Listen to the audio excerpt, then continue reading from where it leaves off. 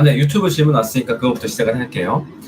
네, 유튜브의 양현님, 혼전 순결을 지켜야 되는, 시끄럽죠? 잠깐만요. 미안해요. 네, 우리 집이 그 지하철 1호선 옆에 있어가지고, 그 1호선도 지하로 깔리는 게 아니라 위로 올라온 1호선이에요. 그래서 옆에로 지나가면 소리가 엄청 시끄러워요. 잠깐만. 문 닫고 있다가 다시 열게요. 네. 문 닫고 있으면 너무 더워가지고, 제 방이.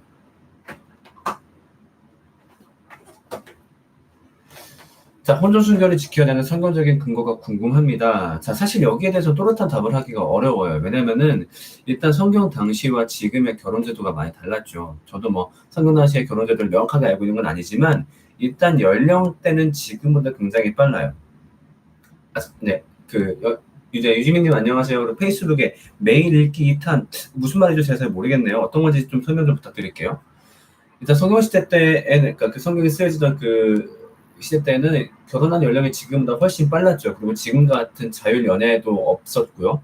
그렇기 때문에 혼전 순결에 대해서 굳이 고민할 필요도 권면할 필요도 없었지만 사실 지금은 상황이 많이 다르죠.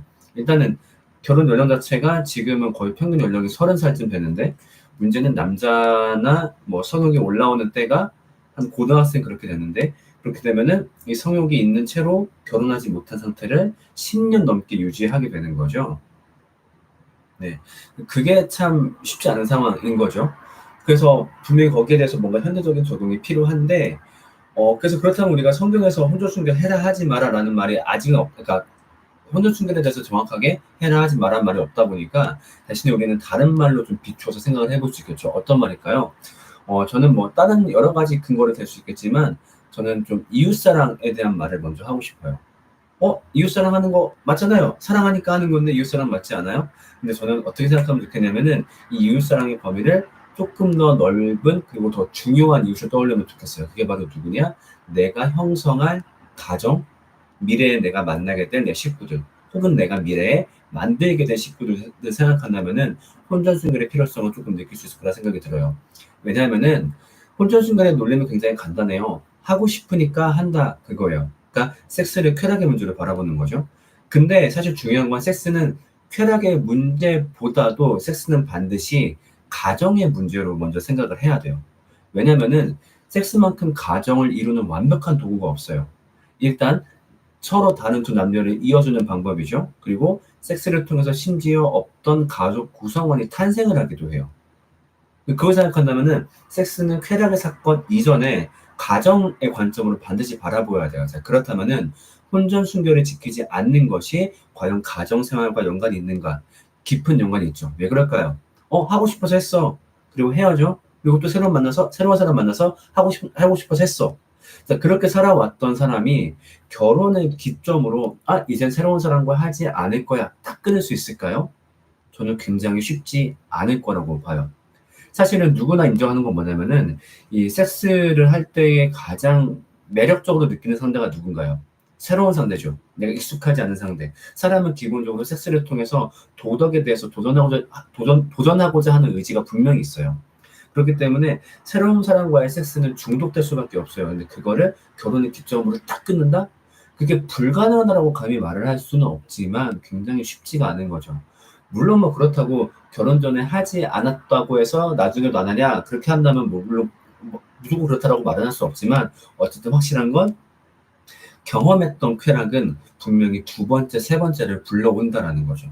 그렇기 때문에 나중에 내가 형성한 가정을 생각한다면 그리고 그 가족 구성원들을 더 잘 지키고 온전하게 지키고 싶다라고 한다면은 혼전 순결을 반드시 지키는 것이 좋다라고 생각합니다. 물론 그건 저도 인정하는 것은 굉장히 힘들어요. 네, 저도 남자고 연애 생활을 경험해봤기 때문에 그걸 지키기가 정말 정말 힘든 건 알고 있지만 재밌는 건 뭔지 아세요? 결혼해도 힘들어요. 결혼해도 아내 외의 사람과의 섹스를 꿈꾸는 게 사람이고 남자예요. 그렇기 때문에 지금 힘들지만 결혼하면 안 힘들 거야? No, 절대 그거 아니에요. 지금부터 연습하지 않으면 결혼하고 나서도 흔들릴 수밖에 없어요. 그래서 다시 한번 말하지만 섹스를 쾌락의 문제로 바라보면 안 되고 가정의 문제로 바라볼 수 있기를 좀 간절히 기원합니다. 네, 유지민님, 뭔가 물러나지 마라 이런 의도인가요? 네, 그렇죠. 그러니까 사랑하는 연인 간의 섹스가 문란하다라고 말할 수는 없을 거예요. 그렇지만 그것이 습관적으로 다른 사람과 바꾸는 게 된다면 혹은 내가 결혼한 상태인데도 혼외 정사를 가진다면 그것은 분명히 문란이 맞겠고 혼전 순결이 지키지 않는 습관은 그런 문란과 이어질 수 있는 굉장히 좋은 연결점이 되겠죠. 그래서 하지 말라는 겁니다. 네, 최성훈님. 이제 무슨 말인지 알겠어요. 빚집 매일읽기. 사실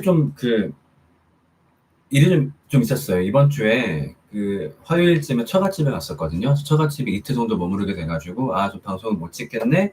라고 하고, 이제 처갓집에 돌아오는 길에 이제 친가 쪽에서 상을 당했다는 소식을 들었어요. 근데 그 장지가 부산이었거든요. 그래서 부산에 갔다가 아까 한 9시 반쯤에 올라왔습니다. 그래가지고. 네, 그 사이에 좀 메일을 읽기 영상을 찍고 할 수 있는 여건이 안 됐어요. 물론 이제 이거 방송 마치고 바로 찍어서 아마 여러분들이 내일쯤 보실 수 있도록 업로드할 예정입니다. 네.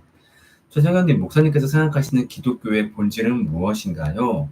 복음에 대한 인지, 거기에 대한 감화, 그것이 삶으로 드러나는 것, 이 세 가지라고 생각합니다. 이사무엘님, 안 주무세요? 왜? 너는 왜 안 주무세요? 네, 친한 형이에요. 네. 형이 안 자니까 나도 안 자죠. 자, 다음 유튜브 양현님. 아까 이제 혼전순결 질문하신 분.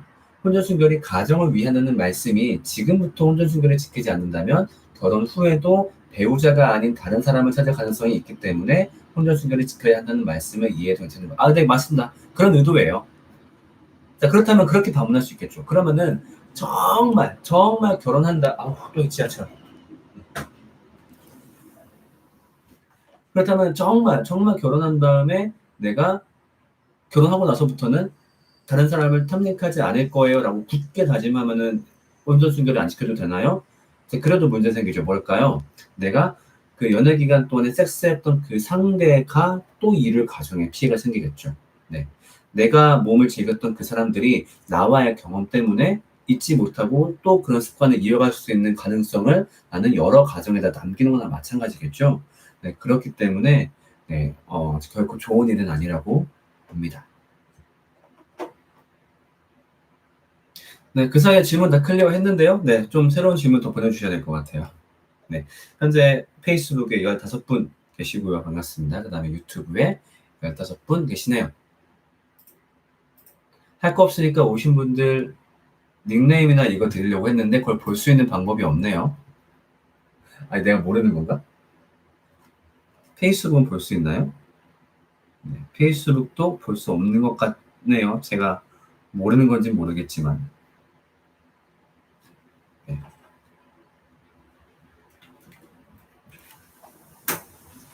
네, 말씀드렸듯 여러분의 질문이 없으면 이 컨텐츠는 지속될 수 없습니다. 그리고 우리끼리 하나의 룰을 정할게요.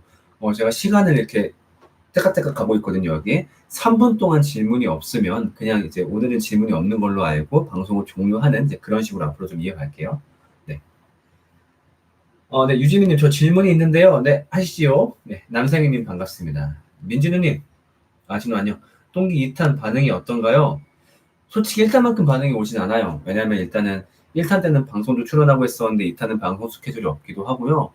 그리고 보통 그렇잖아요. 이제 1탄만한 2탄이 또 없다라는 그런 어떤 반응도 있고. 네, 사실 그렇게 시원하진 않아요. 솔직히 1탄은 좀 많이 놀랐어요. 그리고 좀 되게 출판 업계에서 좀 많이 놀라셨거든요. 근데 2탄은 그 정도까지는 아니다, 솔직히. 네. 좀 아쉬운 것도 맞아요. 그래서 뭔가 출판사에서도 나중에 상봉까지 나오면 그때는 이제 합본을 만들어가지고 그때 빠샥 뭔가 좀 마케팅할 계획인 것 같아가지고. 네. 사실 마케팅이 문제겠어요. 제 책이 더 좋지 못한 문제겠지요.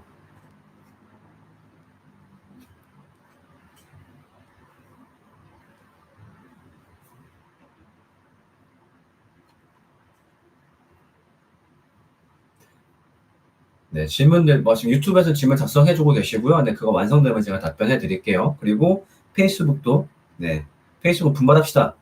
네, 질문 왜 이렇게 안 올라오나요? 네, 페이스북 질문 많이 해주세요.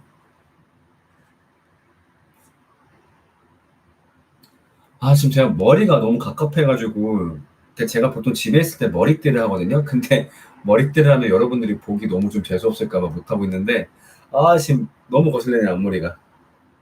묻고 싶은데 이렇게.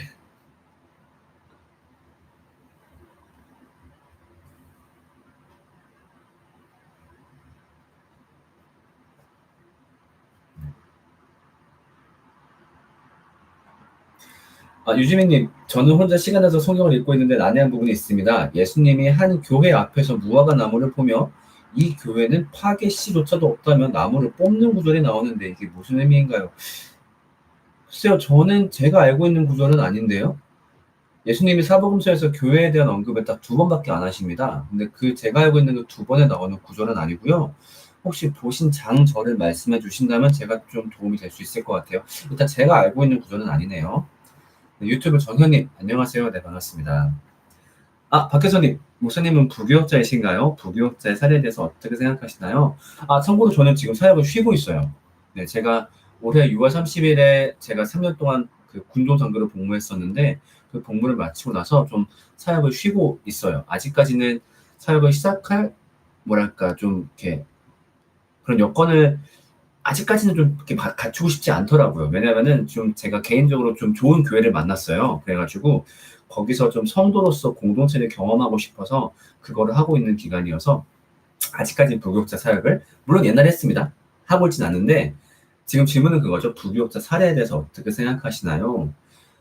저는 개인적으로는 파트 사역자의 사례는 지금 적절하다고 생각합니다. 지금 제가 알기로 보통 80만 원 정도가 지급이 되고 있는 걸로 알고 있는데 어, 사실은 만약에 주일만 출근한다고 생각했을 때 80만 원이면은 좀 크죠. 왜냐면은 어디서 사실 그런 주말 하루짜리 알바를 하겠어요. 그러니까 일반 교회 다니는 학생들, 비신학생들은 일요일 날 알바를 못 하죠. 교회를 나오기 때문에.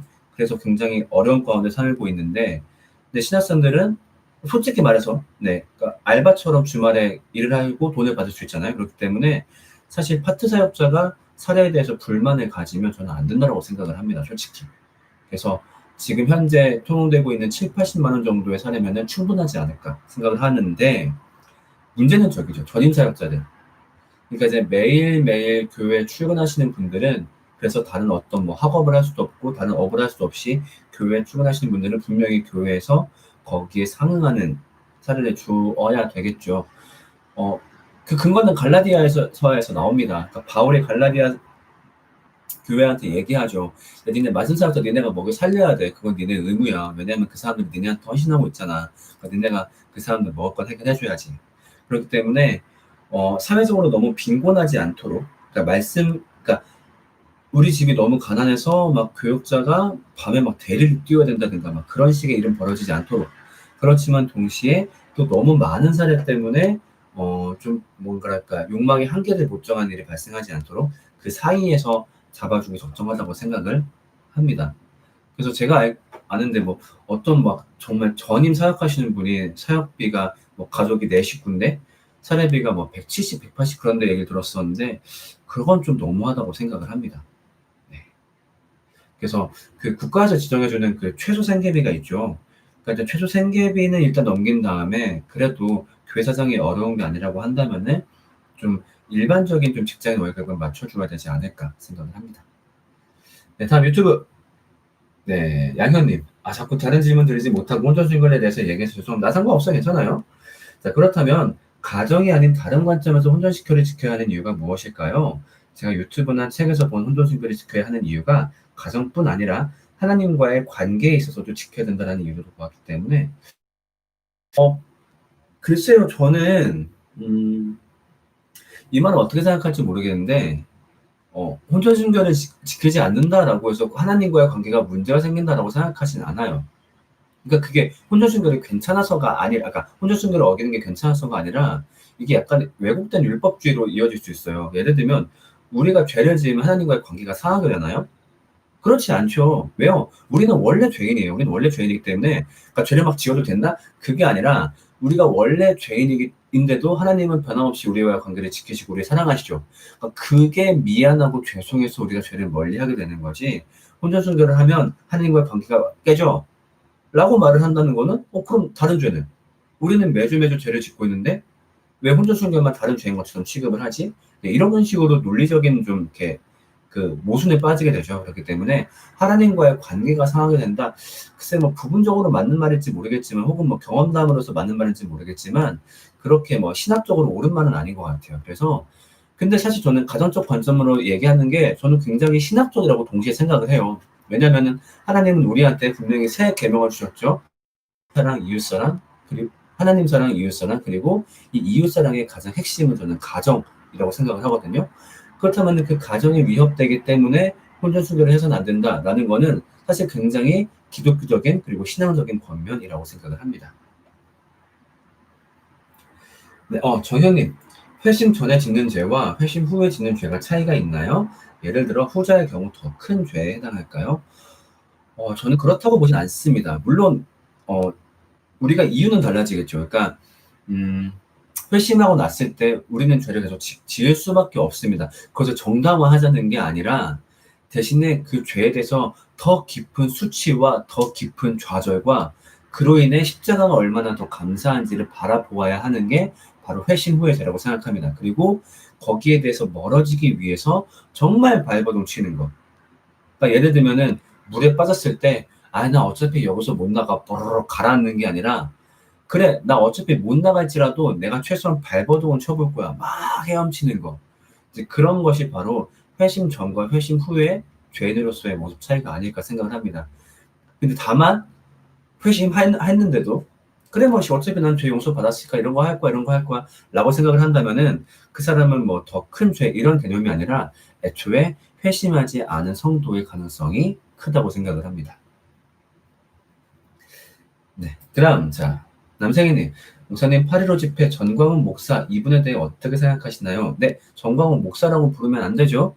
네, 분명히 면직 처리가 되었고 지금 전광훈은 근거 없는 사설 집단을 운용하고 있습니다. 네, 그렇기 때문에 전광훈은 목사라고 생각하지도 않고요. 그리고 그리스도인이라고 생각하지도 않고요. 건강한 사회인이라고 생각하지도 않고요. 종교의 힘을 빌은 미치광이라고 생각을 합니다. 네, 양현님, 제가 예문을 드리자면은, 구원의 은혜의 메시지가 부부라는 관계에 녹아있는 것입니다. 라고 말씀하셔서 이해가 안 돼서 질문하는 겁니다. 그쵸. 그러니까, 아마 어디서 보신지 모르겠는데 그런 맥락일 것 같아요. 이제, 우리의 은혜의 메시지는 기본적으로 하나님과 우리 사이의 언약이죠. 그러니까 하나님이 우리를 끌어올려주신, 그리고 우리는 하나님을 믿는, 그러니까 그런 식의 관계이기 때문에, 혼전 순결을 지키지 않은 채 나중에 가정생활에 방종하게 된다면은 이것은 올바로 은혜를 묵상하지 못하게 되는 거다. 뭐 아마 그런 느낌이 아니었을까 생각을 해요.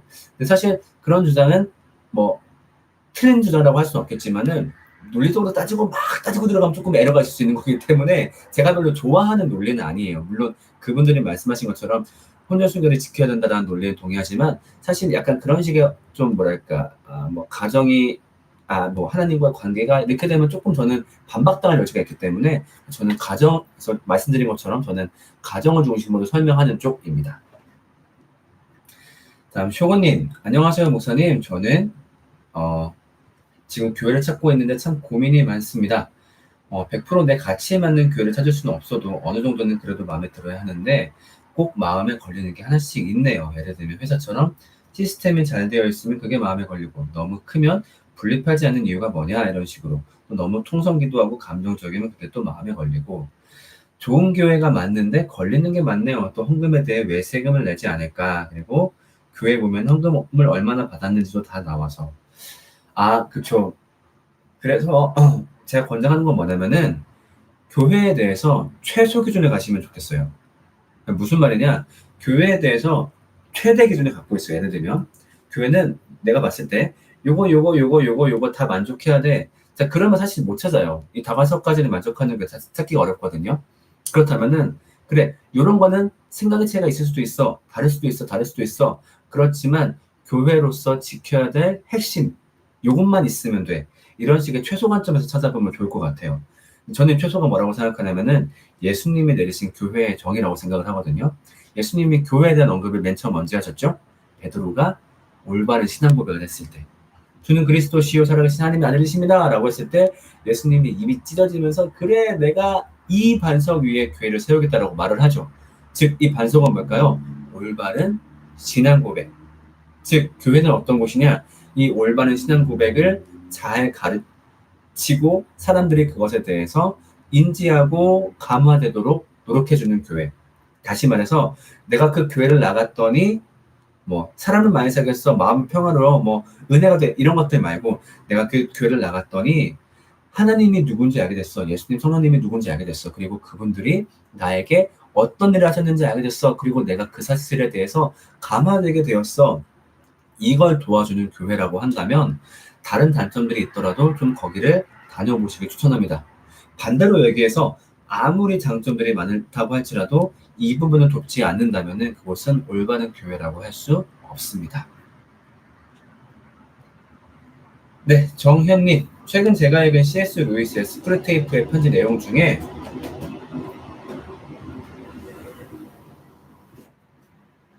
두 번째 회심이라는 단어가 나오는데요. 신학적으로 두 번째 회심이라는 게 존재하는 건가요?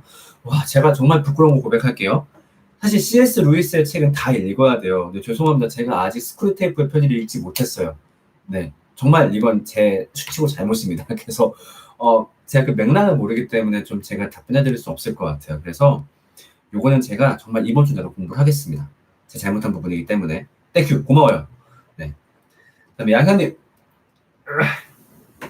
감사합니다. 저 진짜 궁금한 게 있는데 혹시 천안에 있는 대학교 교양 수업, 기독교 탐사라는 수업 진행하시나요? 어떻게 알았어요? 네. 안 그래도 유튜브 통해서 인사를 드리려고 했었는데, 네, 돌아오는 2학기 9월부터죠. 백석대학교에 출강을 합니다. 천안 캠퍼스. 거기서 이제 백석대학교가 미션 스쿨이다 보니까, 제가 나온 학교예요. 미션 스쿨이다 보니까 그 기독교 학부 외 학생들도 기독교 교양 과목을 하나씩 들어야 돼요. 그 중에서 신입생을 대상으로 하는 기독교 탐사라는 과목의 수업을 진행하게 되었습니다. 아, 저 그 학교 학생입니다. 아, 그러면 에타에서 받겠구나. 네. 다음 유튜브님, 이재관님, 저는 제가 감동되는 내용을 찬양으로 쓰는 일을 자주 하고 있습니다. 좋은 일 하시네요. 찬양을 쓰면서 조심해야 할 점 같은 조언 듣고 싶습니다. 네, 일단은 좀 성경적으로 벗어나지 않는 내용을 쓰는 걸 써야 되겠죠. 그러니까 무슨 말이냐면은, 특히나,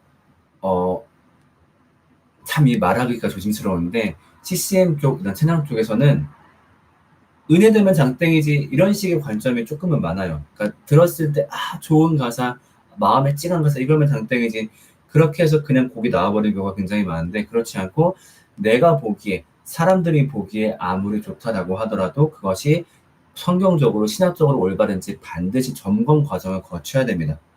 그래서 그것을 하기 위해서 교육자분들의 도움을 받아야 되겠죠. 자, 예를 들면 신학적으로 올바르지 못한 찬양 뭐 있을까요? 주가 보이신 생명의 길, 나 주님과 함께. 너무 좋죠? 나의 길 오직 주가 아시나니, 나를 단련하신 후에 내가 정금같이. 너무 좋아요. 자, 근데 이거 어떤 내용인가요? 욥기서에서 가져온 내용인데, 이거 원래 그 맥락을 보면요, 욥이 하나님한테 승질 부르는 내용이에요. 하나님, 나 진짜 억울하고 짜증나고 열받거든요. 그러니까 하나님, 나 테스트 해보세요. 나 테스트 해보시면요, 제가 문제 없는 거 알 거예요. 그래서 제가 정말 그 정금같이 순결하는 걸 아실 거예요. 그래서 내가 하나님 앞에 당당히 나갈 겁니다. 이런 내용이에요. 그래서 나중에 하나님이 여기에 대해서 혼내시죠. 그러니까 이 내용은 찬송으로 만들면 안 되는 구절인 거죠. 그러니까 이게 참 안타까운 거예요. 딱 뭐 대충 성경 검색한 다음에 뭐 찡한데 오케이, 네 써볼까? 멜로디 제가 갖다 붙이고. 네, 이런 식의 찬송이 양산되어서는 절대로 안 됩니다. 그리고 교회와 찬양팀에서는 이런 것들을 걸릴 줄 아는 지혜가 필요하겠죠. 네, 그런 것을 하지 마시고 정말로 말씀적으로 검증하는 과정을 귀찮더라도 내가 얼마나 힘들겠었는데, 찬양을 절대 그러면 안 되겠죠. 반드시 검증 과정을 거치시길 바라겠습니다. 네, 양현님, 정정기간에 한번 노려보겠습니다. 오케이. 전정기간 때 좀 애들이 나를 보고서 도망간 애들이 있을 거야. 그때 들어와요. 스모키님, 기독교 탐사 내년에도 하시나요? 아니, 혹시 여기 백석대 학생 좀 많이 들어와 있나요? 나 이거 한다고 얘기한 적 없는데. 근데 참고로 내년에 내가 어떤 과목 하게 될지는 저도 모릅니다. 어디까지나 학교 측의 결정에 달려 있습니다. 남성희님, 유튜브에서 목사님, 사역자들과 목사님들 가운데 가끔 뉴스에 안 좋은 소식이 들리는 경우가 있는데요. 사역자와 목사들의 세속적인 모습, 타락은 왜 발생하는 건가요? 일단 여러 가지 이유가 있어요. 첫 번째로 일단은 목사를 따기가 굉장히 쉽습니다. 근데 그 원인도 두 가지가 있는데, 첫 번째로는 그 비인가 교단을 막을 수 있는 법적인 어떤 근거가 없어요. 무슨 말이냐? 천주교 같은 경우는 누가 갑자기 천주교라고 간판을 걸었어요. 그리고 신부를 막 배출해요. 걔는 죽어요. 왜냐하면 모든 천주교는 로마 교황청과 한국 대주교회에서 관리를 하고 있거든요. 근데 그런 식으로 사설 천주교가 생긴다? 그거는 이제 그 주교회에서 조지는 거죠. 근데 기독교는 그게 없어요. 왜냐면 개교단 개교회주의이기 때문에 누가 그냥 갑자기 교단을 만들어요? 우리는 종교법인 만들어서 우리는 기독교입니다. 그걸 막을 수 있는 근거가 없어요. 그리고 거기서 목사를 찍어내요. 이거 막을 수 있는 방법이 없어요. 그러니까 막 누가 나 목사요, 나 목사요, 목사요라고 해도 이게 정말 분간할 수 있는 방법이 없는 거예요. 그렇기 때문에 그 양반들이 막 이상한 짓거리를 해도 방법이 없는 거죠. 예를 들면은 이번에 정광훈이가 뭐 신학교를 지가 차려가지고 목사를 준다 그래요. 보니까 사이버 강의 8개월 이수하면은 나와요. 다시 잠깐 끊긴 것 같아서 사이버 강의를 8개월 이수하면 목사가 나와요. 이게 미친 거죠. 근데 문제는 뭐냐? 그거에 잘못되었다라고 말할 수 있는 신앙적 근거는 있으나 법적인 근거가 없어요. 그래서 그냥 그거를 내버려 둘 수밖에 없는 거예요. 미치겠는 거죠, 이건 진짜. 그 다음에 사실은 정규 교단들도 목사를 까다롭게 선발하는데 별로 관심이 없어요. 물론 그런 교단도 있습니다. 그런데 좀 아직까지도 많은 교단들이 그냥 목사를 쉽게 배출하려고 해요. 왜? 많아지면은 교단의 위상을 높이는 데 도움이 되거든요. 아, 우리 교단이 이번에 목사가 이렇게 많아지고 개척하는 교회 숫자가 많아져서 우리는 성장하고 있습니다. 이런 광고들을 굉장히 하고 싶어 해요. 그러니까 정식 교단은 물론 그런 말도 안 되는 교단들보다는 조금 더 엄중한 과정을 거치긴 하지만 그래도 굉장히 쉬운 게 사실이에요. 그게 첫 번째 문제고, 그 다음 뭐냐. 역시 목사 선배 과정과 관련된 건데, 어떤 목사가 그 회심하지 않았다고 하더라도 그걸 구분할 수 있는 방법이 없어요. 무슨 말이냐. 성경과 구원의 내용에 대해서 지식은 다 있어요. 그런데 여기에 대해서 별로 동의하지 않아요. 그래도 이 지식적인 시험을 통과하면은 패스할 수 있는 거죠. 과시거 뭐 시험 볼 때, 면접 볼 때 회심한 척 하면 되니까요. 이거를 구분할 수 있는 방법이 없고, 또 하나 문제는 목사들 중에서 이렇게 회심에 필요한 기초 지식조차 공부하지 않는 목사가 너무 많아요. 또 다시 뭐 선발 과정 문제 얘기로 돌아오는데 그거를 또 그냥 선발 과정에서 걸릴 수도 없는 것도 큰 문제고요. 그러니까 이것이 일단은 목사 선발 과정 때문에 문제가 된다고 생각이 들고요. 또 하나 문제는요. 목사님들이 너무 이제 우리나라의 전통적인 그런 질서, 그러니까 유교적 질서를 등에 업고 가톨릭의 사제주의를 갖고 오죠. 그러니까 마치 본인들이 좀 더 우월한, 조금 더 섬김을 받아도 되는 그런 것들이 본인들한테 약간 어떤 도덕적 방종을 주고 있지 않나. 그러니까 원인은 너무너무 많은 것 같아요. 그것도 있고 뭐. 그리고 사실은 목사도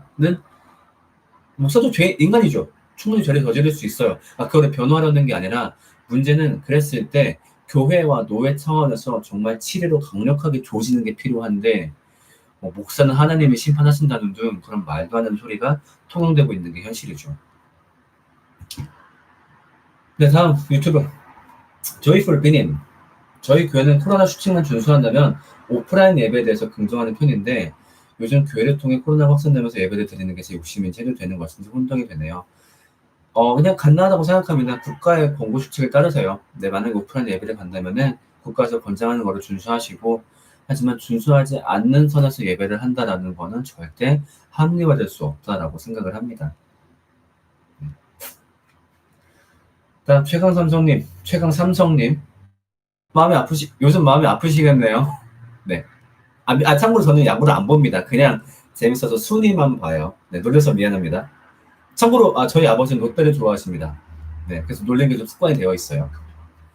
목사들이 살인죄 빼고는 처벌받는 경우가 없어서 자기 마음대로 해서 교회가 타락함. 네, 뭐 문자 그대로 사실은 아니지만요.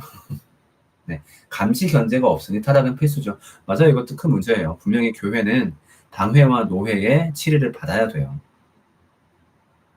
네, 유튜브 쇼고님. 목사직을 그렇게 많이 찍어내는지 몰랐네요. 왜 주님은 보고만 계실까요? 그리고 정말 마지막 때가 오는 것 같아요. 지구 수명이 다하는 것 같아요, 진심. 진짜 예수님 곧 오실까요? 어떻게 생각하세요?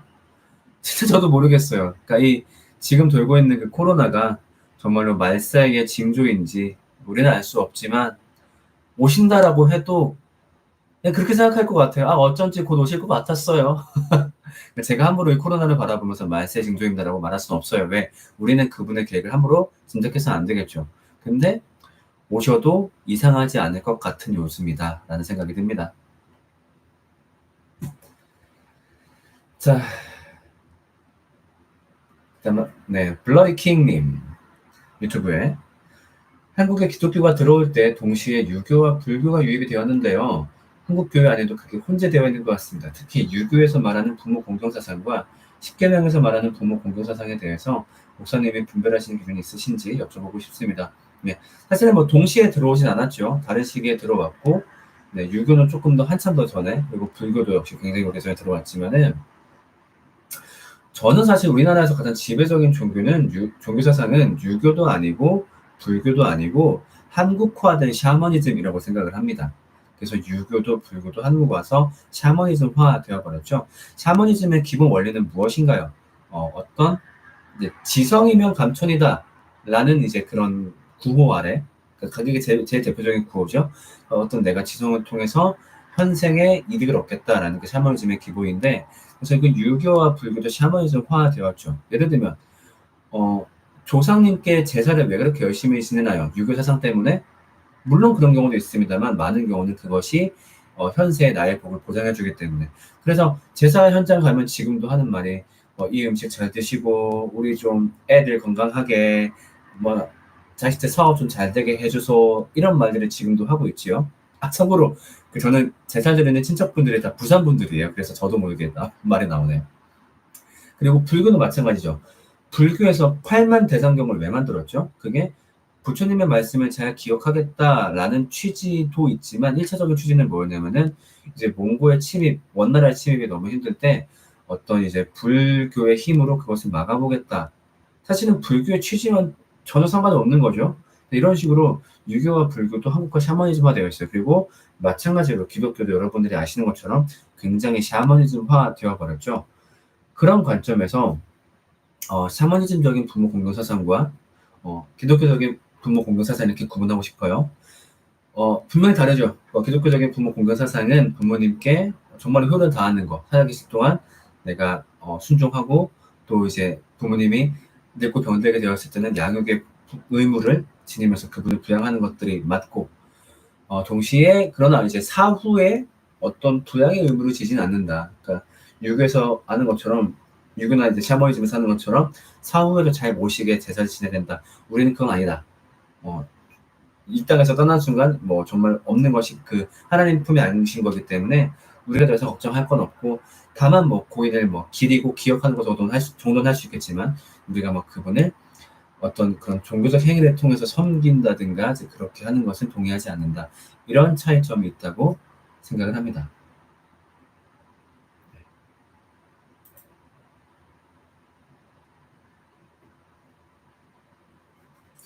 네, 벌써 11시 40분입니다. 네, 그래서 질문이 3분 동안 없으면 네, 역시 마무리를 할게요.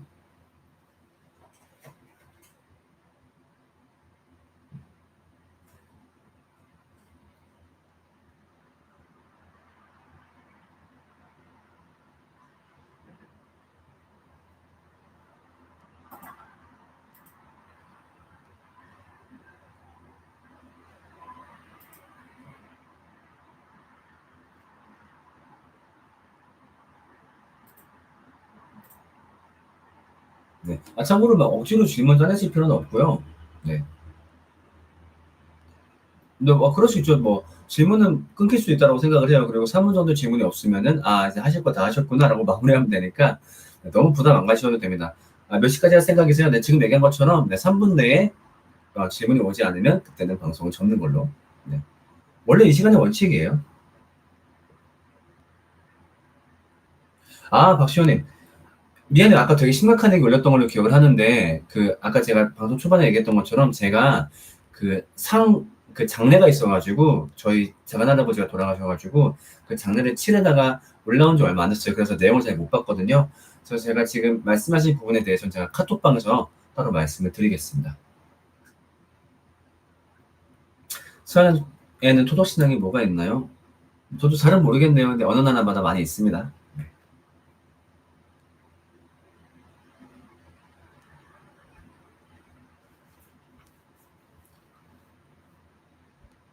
네, 또 질문들이 오네요. 자, 유튜브. 스모키님, 신학 공부할 때 철학을 같이 공부하면 좋은 점이 뭐가 있을까요? 일단 철학책은 사유를 하게 만들죠. 책은 굉장히 어려워요. 어렵다 보니까 생각을 안 할 수밖에 없고, 그리고 문헌에 대한 독해력이 늘고, 그것을 글로 보통 많이 구성하게 되는데, 그러면서 글쓰기 능력이 성장하게 됩니다. 네, 그래서 생각하는 힘을 길러주고요. 문헌 독해력을 길러주고요. 글쓰기 능력을 키워줍니다. 그리고 이 세 가지는 목사한테 반드시 필요한 거죠. 네, 그래서 굉장히 좀 도움이 된다고 생각합니다. 페이스북 한번 갔다 올게요. 장지훈님, 차별금지법 반대하는 것에 대해서 어떻게 생각하시나요? 저는 굉장히 정치적인 이슈라서 조심스러울 수 있는데, 저는 차별금지법에 대해서 찬성할 거라고 많이 생각하실 것 같은데 저는 반대합니다. 왜냐면요, 저는 이 내용에 대해서 너무 공감해요. 취지라든가 그 내용은 정말로 공감하고 이것들이 이루어져야 된다고 생각을 하거든요. 근데 이게 만약에 어떤 단체에서 냈던 헌장 아니면 뭐 예를 들면 그런 뭐랄까 선언 이런 거면 동의를 하겠는데 법으로 삼기에는 그 내용이 너무 허술해요. 그러니까 무슨 말이냐? 이러이러한 사람은 차별받지 아니한다. 이게 그냥 법이에요.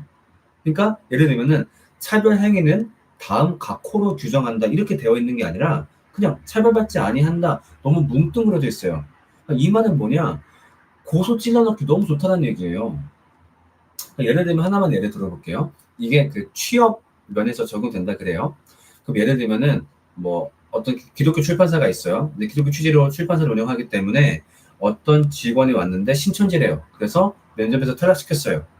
근데 이 사람이 나 이거 차별받았습니다. 종교 이유로. 그래서 그거 이유로 고소한다고 했을 때 고소 사유가 충분히 되죠. 네, 충분히 되기 때문에 만약에 거기서 무죄 판결이 나온다라고 하더라도 이게 고소가 엄청 힘들어요. 일단 돈도 많이 깨지고 시간도 많이 깨지고 스트레스가 엄청 나거든요. 이런 것들을 막을 수 있는 근거가 별로 없어요. 그리고 이렇게 말랑말랑한 법이기 때문에 이렇게 애매한 법일수록 소위 말하는 유능한 변호사를 고용할수록 그 변호사가 만질 수 있는 범위가 많거든요. 그렇기 때문에 약간 그 법적 판결에 있어서 부익부 빈익빈이 발생할 수 있는 거죠. 그렇기 때문에 지금 차별금지법은 법안으로 하기에는 내용이 너무 허술해요. 그래서 조금 더 구체적인 시행 세칙을 만든다거나 좀 호들을 만든다면 하는 게 좋지 않을까. 그리고 또 하나 문제가 이거 같은 경우는 차별을 당한 주체가 그 차별을 경험하는 것이 그 차별을 당한 사람이 차별의 내용을 증명하는 게 아니라 차별을 한 사람이 증명해야 된대요. 그럼 이건 뭐냐? 만약에 어떤 사람이 나쁜 맘 먹고 나 차별 받았어요. 그러면은 무슨 근거로? 그건 내가 증명할 게 아니죠. 저 사람이 증명하라 그래요. 자, 이렇게 해버리게 되면은 방법이 없는 거예요. 이것들을 막을 수 있는 방법이 없기 때문에 네, 김양은님 말처럼 취지는 인정하고 너무 내용은 좋으나 지금 정도의 내용은 어떤 헌장이나 권장사항 내지는 뭐 선안 정도의 내용이지 이거를 법률로 너무 섣부르게 가져온 것이 아닌가 제 생각은 그렇습니다. 네. 다음 유튜브 다윤님 목사님 11조에 대해 그동안 많은 목사님들께서 무조건 내는 것이 옳다. 왜 주님의 것을 내가 차지하려고 하냐라고 생각하는데 목사님의 이야기를 듣고 싶습니다. 11조는 의무가 아니죠. 네, 절대 의무가 아닙니다. 이미 11조와 같은 율법은 구약과 함께 폐지가 되었고 우리한테 율법은 절대 아니죠. 자, 그렇다면 이렇게 질문할 수 있어요. 참고로 11조를 하나님의 것, 재물로 바라보는 관점, 이건 진짜 혼내야 됩니다. 왜요? 이젠 재물이 없어요. 구약에 재물이 왜 필요했을까요? 구약에서 재물을 뭐라 그래요? 희생재물이라고 하죠. 하나님과 우리 사이가 단절되었으니 어떤 죽음을 통해서 이 관계를 메꿔줄 존재가 필요해서 희생제물이 있었던 거죠. 그런데 갈라디아서 보시면 아시겠지만 예수님이 우리의 단번제가 되어주셨어요. 이건 무슨 말이냐? 예수님이 영원한 재물, 즉 다시는 재물이 필요 없도록 한 방에 모든 것을 빵 해결했단 말이죠. 그런데 지금도 헌금에다가 재물이란 말을 갖다 붙인다는 거는 목회 다니면서도 복음에 대한 인지가 없다는 얘기입니다. 절대 그런 말 듣지 마세요. 자, 그렇다면은 저는 11조를 할까요, 안 할까요? 네, 저는 철저하게 합니다. 왜 그럴까요? 자, 신약에서의 헌금의 원리를 되짚어볼 필요가 있는데요. 자, 신약에서의 헌금의 원리는 뭘까요? 세 계명의 실천입니다. 세 계명은 뭘까요? 하나님 사랑과 이웃 사랑. 세 계명은 왜 해야 되죠? 내가 받은 구원의 은혜가 너무 감사하고 기뻐. 아, 이걸 어떻게 표현할 수 있을까? 하나님, 제가 뭘 해드리면 좋을까요? 하나님이 말씀하시죠? 야마, 나한테 뭘 해줄 생각하지만 니네가 뭘 할 수 있겠어? 그럴 생각이 있으면은 하나님 사랑을 기억하고, 즉 내가 너희한테 무엇을 했는지 기억하고 그 사랑을 너희가 이웃에게 전파를 해. 아, 알겠습니다. 그걸 할게요. 자, 근데 이 두 가지를 할 수 있는 제일 좋은 방법이 내 재물을 드리는 거란 말이죠. 자, 그러면 돈을 얼마를 낼까 생각을 해보는데, 아, 구약에서 11조를 했대요. 아, 그래. 10분의 1 정도면은 내가 마음도 힘들지 않고 하기에 되게 좋은 권장사항인 것 같아. 그래서 저는 11조를 하는 겁니다. 마찬가지예요. 여러분들도 그런 취지와 그런 이유 때문에 11조를 하시는 게 좋을 것 같아요. 즉, 내가 감화됐다는 그 이유 때문에. 저 솔직히 말하면 저 아직 구원에 감화 안 되었는데요? 네, 그러면 저는요, 그때는 11조를 할 때가 아니라 일단은 올바르게 교육받을 때라고 생각을 합니다. 네, 그렇게 해서 정말로 올바른 취지의 11조를 하실 수 있기를 권장하고 싶어요. 11조 외에도 감사헌금이니 건축헌금 등 여러 가지 명목의 삥 뜯기가 성경적인 근거가 있긴 한 건가요? 그러니까 지금처럼 그런 복음의 근거에 감화돼서 하는 거라고 성경적인 근거가 있어요. 예를 들면은 목사님께서 어떤 정말로 가만의 성도들을 모아놓고 여러분 우리가 하나님 사랑을 실천하고 이웃 사랑을 실천해야 되지 않습니까?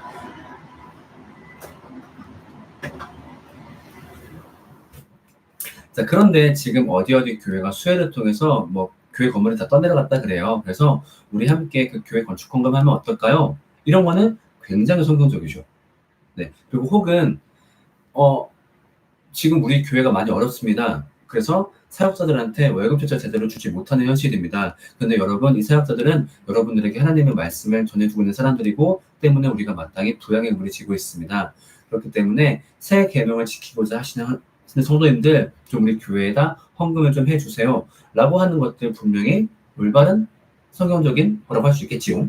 그게 아니라 감아지지도 않은 사람들한테 혹은 막 의무로 막 뜯는다는 것은 저는 굉장히 잘못되었다고 봅니다. 그리고 막 눈치 보듯이 봉투 주부에다 슬그머니 끼워놓고 전 정말 안 좋다라고 봐요.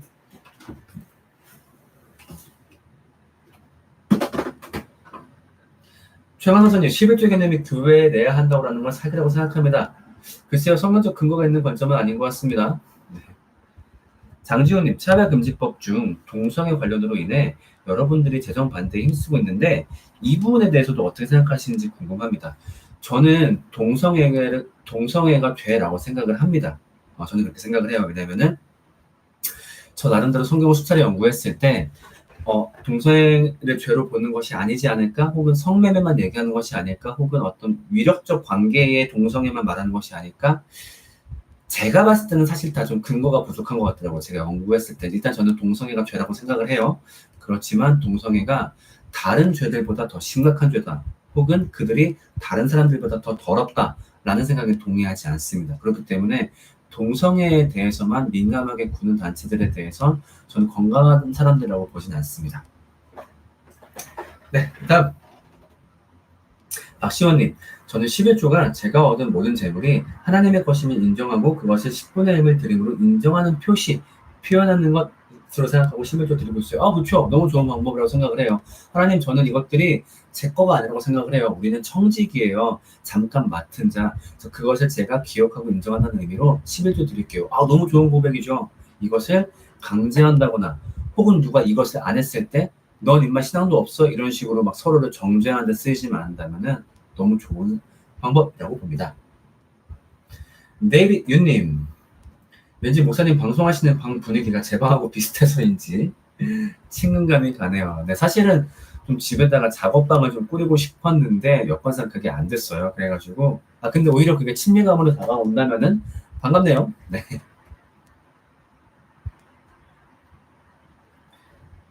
네, 또 질문 보내주시면은 답해드리고요. 그리고 질문이 계속 오더라도 제가 11시 55분쯤에 제가 방송을 마칠게요. 페이스북님, 이수정의 차별반대법 반대는 교회가 많던데 왜 반대하는 건가요? 교회마다 이유는 다양하죠. 뭐 그들의 의견을 들어볼 필요는 있는데 저 같은 경우는 개인적으로는 법률적 허술함 때문에 반대하고요. 뭐 어떤 사람들은 뭐 동성애가 뭐 어떻게 반대하는데 좀 개인적으로 그분들의 의견에 좀 동의가 되진 않습니다. 블러리킹님, 이승만 대통령에 대해서 어떻게 생각하십니까? 신앙적 관점에서 얘기를 할게요. 신앙적 가치관을 잘 드러낸 사람이라고 생각하진 않습니다. 물론 뭐 그 사람이 제왕국회를 시작할 때 뭐 기도로 시작했다. 전 그게 큰 의미가 있다고 보지 않습니다. 기도로 시작하면은 그 사람이 기독교인인 건 아니죠. 그 사람이 결국 어떤 삶을 살고 어떻게 하나님 사랑과 이웃 사랑을 실천했는가를 보면 알 수 있다고 생각하는데 그분이 했던 행동들은 신앙인으로서 어떤 행동은 아니었다고 생각합니다. 그래서 그분이 제왕국회 때 기도로 시작했다는 것 글쎄 큰 의미가 있다고 보지는 않습니다.